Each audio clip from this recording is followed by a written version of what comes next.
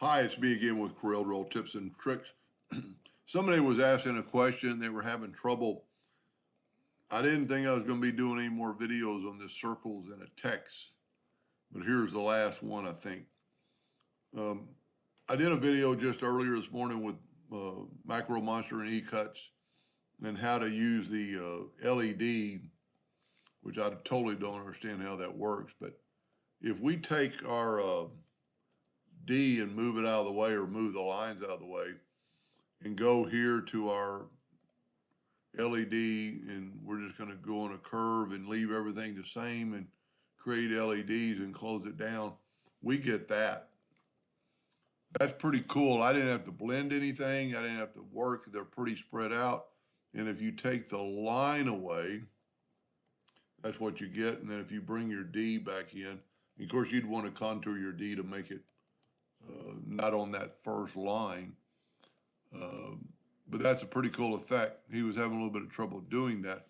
But I was just playing around with kind of Ecuts, and I'm going to show you how I got that star pattern. I just made a D, put it in the center of the page.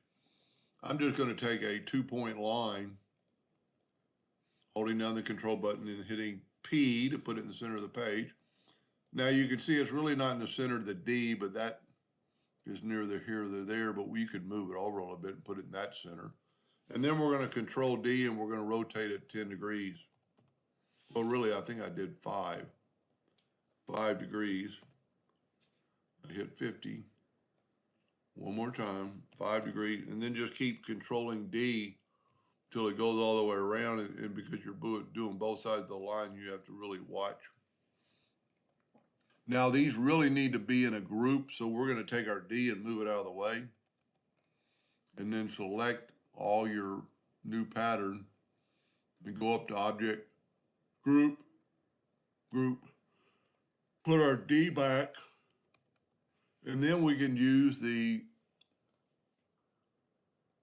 intersect tool, and there you go. You get that star pattern. Now, once again, you don't want to ever move anything. You want to nudge it out of the way so you can nudge it back. I'm actually going to take away the line. I'm going to nudge it up. So we want to keep this, and I'll show you why in just a second. Now we're going to go into Ecuts and do the LEDs. I'm just going to leave everything the same. I haven't played with any of the factors or settings. And you get that right there, and that's pretty cool within itself. Then you just take away the lines that you had. Just click on the lines, and because they're a group, you can move them over. Now we're going to take this thing and actually, let's break it apart. Tell you what, let's convert it to curves first, and then go up to Object and break the curve apart. Now we have 2 objects. So on this one, we're going to go up to Effects and Contour to the outside one time, let's say 0.2. I don't know how big this is. That's about right. Then we're going to take the inside and contour the inside that 0.5 or 0.2. Now select it all, and what we're trying to do is get a little bit bigger D. Go up to Object, break the object apart, and take away the center, or the outer really on this one, and then move our lines back down. And then that way, none of the circles are on the edge. They're all outside the edge. Now this did a little funny thing right in here, but it looks pretty cool. And for what the gentleman I think is going to use it for, if we take the Smart Fill tool and fill that in, that's what it's going to look like.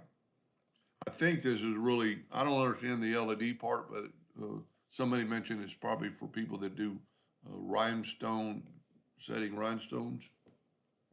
Anyway, I hope that helped. Thank you for watching.